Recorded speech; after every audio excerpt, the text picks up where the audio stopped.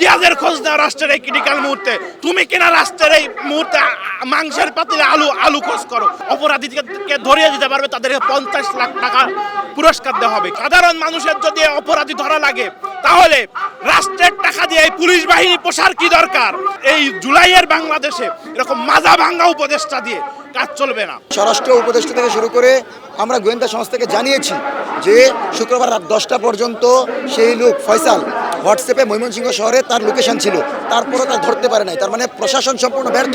শরীফ ওসমান হাদির যদি কিছু হয়, তার যদি আল্লাহ না করে মৃত্যু ঘটে, তাহলে সেদিনই হবে আইন মন্ত্রণালয়, স্বরাষ্ট্র মন্ত্রণালয়ের শেষ দিন, ডক্টর ইউনূসের জবাবদিহিতার দিন।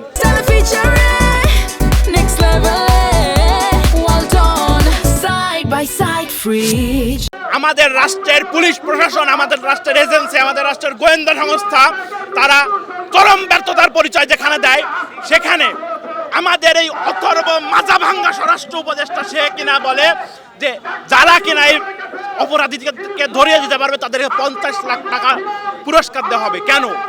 সাধারণ মানুষের যদি অপরাধী ধরা লাগে তাহলে রাষ্ট্রের টাকা দিয়ে এই পুলিশ বাহিনী পোষার কি দরকার? রাষ্ট্রের টাকা দিয়ে বাহিনী পোষার কি দরকার?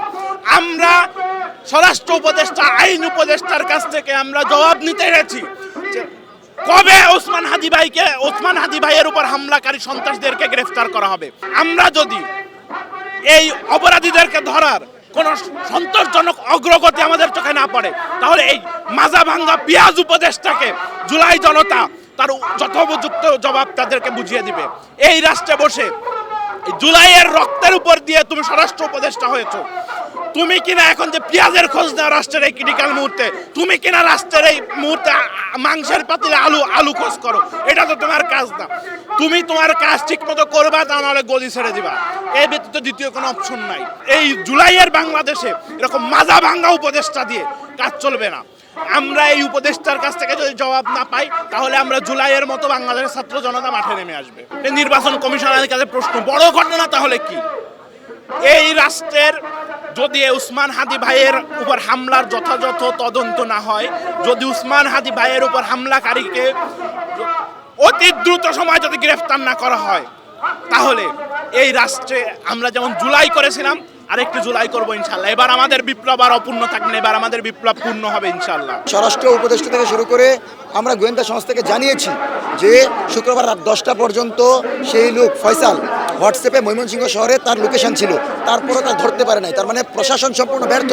একটা বিষয় যে আমরা পদত্যাগ চাচ্ছি, পাশাপাশি আইজিপির পদত্যাগ চাচ্ছি, এবং তার পরবর্তীতে এখানে যেন খুব দ্রুত সময়ের ভিতরে অন্য কাউকে রিডিউস করা হয় সেই দাবি করছি। শরীফ ওসমান হাদির যদি কিছু হয়, তার যদি আল্লাহ না করে মৃত্যু ঘটে, তাহলে সেদিনই হবে আইন মন্ত্রণালয়, স্বরাষ্ট্র মন্ত্রণালয়ের শেষ দিন, ডক্টর ইউনূসের জবাবদিহিতার দিন। আমরা যমুনায় দাঁড় করে জবাব দিতে নেব। স্বরাষ্ট্র উপদেষ্টা হয় অপরাধীকে গ্রেফতার করবে, নাহলে পদত্যাগ করবে। পদত্যাগ করতে যদি না পারে, তাহলে আপনারা স্পষ্ট জানিয়ে রাখেন, শহীদ মিনার থেকে ঘোষণা আসবে, আমরা সকলে মিলে কিভাবে ঘেরাও দিয়ে তাকে নামাইতে হয় সেই খবর আমাদের জানা আছে। কারণ এই উপদেষ্টা আমাদের রক্তের উপর দিয়ে বসেছে, আমরা তাদেরকে নিয়োগ করেছি। সুতরাং আমাদের বাইরে গিয়ে তাদের কোনো কথা আমরা শুনতে রাজি না। ছাত্র জনতাকে সাথে নিয়ে জাহাঙ্গীর ভাই আলো উপদেষ্টাকে পদত্যাগ করানোর অ্যাবিলিটি আমাদের আছে। এবং আমাদের যে ইন্টেলিজেন্স আছে, আমাদের যে ডিজে পাই, আমাদের এনএসআই, যে গোয়েন্দা বাহিনী আছে, তারা সম্পূর্ণ ফেলিওর করেছে।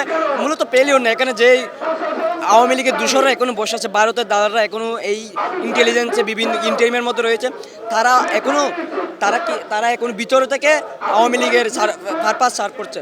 তো সেই জায়গায় দাঁড়িয়ে তারা হচ্ছে খুব সম্ভবত আমরা যতটুকু জানতে চাই, তারা হচ্ছে কি এই যারা খুনি ছিল, যারা গুলি করেছে, তাদেরকে সেভ এক্সিট দেওয়ার ট্রাই করেছে।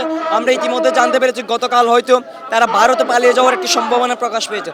তো সেই জায়গায় ইন্টারিম গভর্নমেন্ট সহ স্বরাষ্ট্র মন্ত্রণালয় আমাদের ইন্টেলিজেন্সের যে ফেলিওর, সেই ফেলিওর আমরা জবাব দিয়ে আশা করছি। আমরা চাই খুব দ্রুত সময়ের মধ্যে তাদেরকে গ্রেপ্তার করে শাস্তির মুখোমুখি করতে হবে, এবং এর সাথে জড়িত পর্দার অন্তরালে এবং পর্দার বাহিরে যারা জড়িত তাদের সকলকে বিচারের সম্মুখীন করতে হবে। যদি স্বরাষ্ট্র উপদেষ্টা আবারও ব্যর্থতার পরিচয় দেয়, তাহলে আমরা এই স্বরাষ্ট্র উপদেষ্টা নয়, যারা এর সাথে জড়িত তাদের সকলকে বিচারের মুখোমুখি করানোর জন্য ব্যবস্থা করব। খবরের কাগজ, নিখাত, নির্ভীক, নিরপেক্ষ।